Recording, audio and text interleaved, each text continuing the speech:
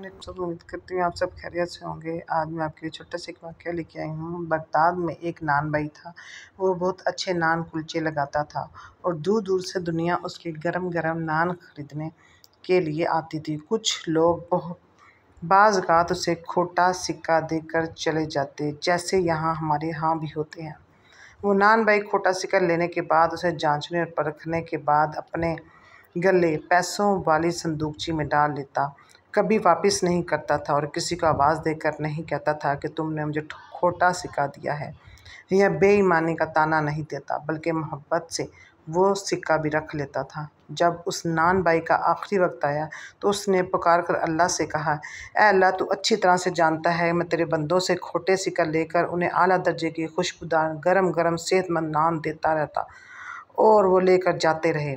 आज मैं तेरे पास झूठी और खोटी इबादत लेकर आ रहा हूँ, वो इस तरह से नहीं जैसी तू चाहता है। मेरी तुझसे ये दरख्वास्त है कि जिस तरह से मैंने तेरी मखलूक को माफ़ किया, तू भी मुझे माफ़ कर दे। मेरे पास असली इबादत नहीं है।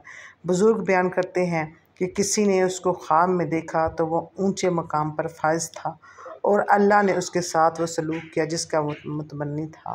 अल्लाह हाफिज़।